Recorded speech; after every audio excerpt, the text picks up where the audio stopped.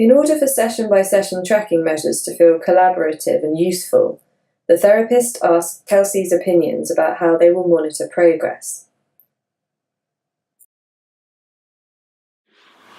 Okay, Kelsey, so from what we've talked about so far, it sounds like there's a few different things that are bothering you at the moment. One of them is low mood, one of them is being worried, and one of them is using self-harm as a way of coping with those things. Can be really useful for us to check in each session using a checklist like we did before to see how those things are going and to see whether things are changing in the way you want them to change. But I don't want to give you 3 checklists each time you come because we won't have time to talk about anything else. So which of those do you think it would be most important for us to check in about each time? Low mood, worries or self-harm? Which one's bothering you the most? Low mood. Low mood is bothering you the most. Okay, so that sounds really important. So we've seen these checklists before. So this one is the one about low mood specifically. Or we've got a more general one here about how things are generally affecting you. Which questions do you think would make more sense for you? That one. This one. Yeah. So that's 9 questions about feeling low. And that would mean we'd fill that in each session just to check how things were going. Okay. Yeah, does that sound okay with you? Great.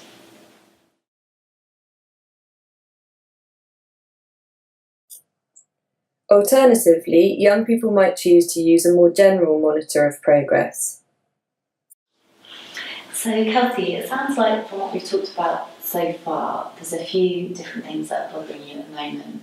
So we've talked about low mood, and we've talked about feeling worried about things, and we've talked about self-harm as a way of coping with that as well. It can be really useful just for us to keep track of how those things are going each time we meet, to see how useful our conversations are being. But I don't want to give you 3 checklists each time you come.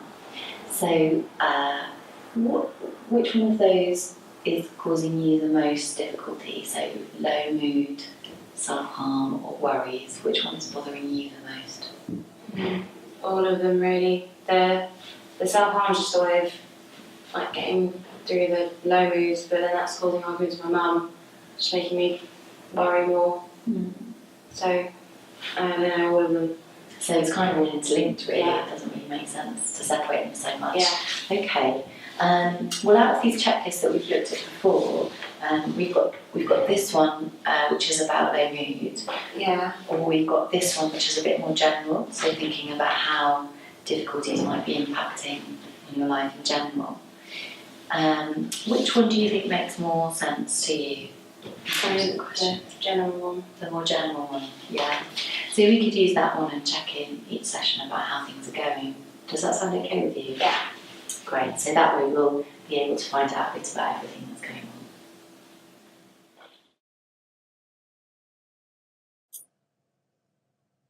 Sometimes a young person might really not want to do a session-by-session measure. Listening to them might be more important to engage with them. So, Kelsey, sometimes it can be really useful for us to keep an eye on how things are going, to use a checklist or a questionnaire each time that we meet. And that's because things change in different ways and at different rates for different people. So it can help us to keep an eye on how things are changing for you and whether they're changing in the way that you want them to change. Why do you need to keep asking me the same questions though? So we'd use the same brief questionnaire just to make sure that we can really compare how things are going between each session. And they're also questionnaires that have been used with loads of other young people before, so we get a good idea of where you're at. I really don't want to hear the same questions over and over again. Everyone seems to do that all the time. Okay, so you really wouldn't want to do No. any questionnaires? Okay, well that's fair enough. And maybe we can check in just so I can ask you how things are going and stuff. Would that be better? Yeah. Yeah. Maybe we could try doing a questionnaire after sort of 6 sessions to check in. Yeah. If that's okay. Yeah, that's fine. Yeah, or we could revisit it then, and if you still really don't want to do them, you don't have to, we're not going to make you. Yeah.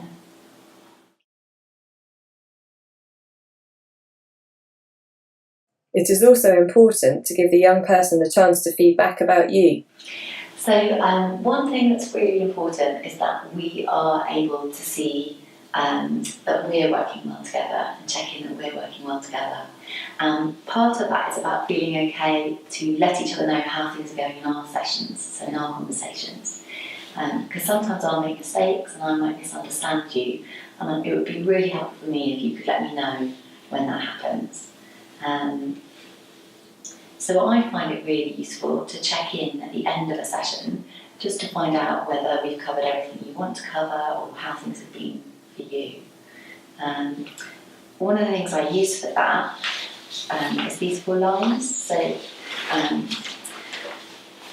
these are 4 lines about whether you felt heard, whether we've worked on what you wanted to work on in this session, whether you feel like the approach in general is working, and whether there was something missing in the session today.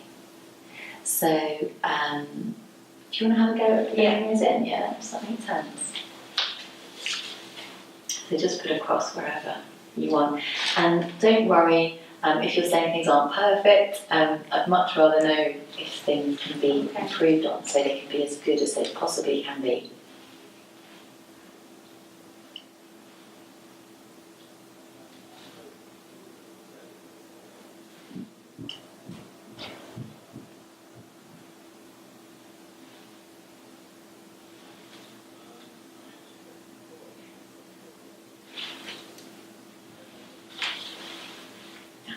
Thank you, that's great.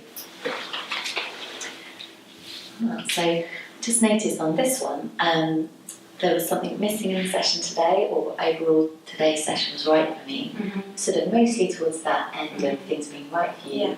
Do you think there were some things that we left out that might have inched things up a little bit further that way? Well, we didn't really talk about the anxiousness today, and I don't know, that's been like a problem for me this week, more than the others. We didn't really speak about the anxiousness, and that's been around a bit more. Well, so I'm really sorry we didn't get the chance to talk about that. Should we make sure we put that top of the agenda for next week? Great.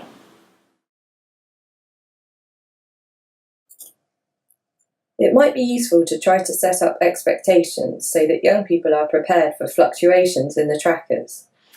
Great, so thank you for choosing the checklist that we're going to use each time. Just to say that people's scores on these trackers or checklists go up and down over time, and people change at different rates. So we might see them change a little bit up, a little bit down, but not to worry about that. We'll just keep checking in about what's going on. And if we don't see change for a while, or if things change in the direction that you don't want them to change in, we can think about what might be getting in the way of things going the way you want them to. Alright. Okay.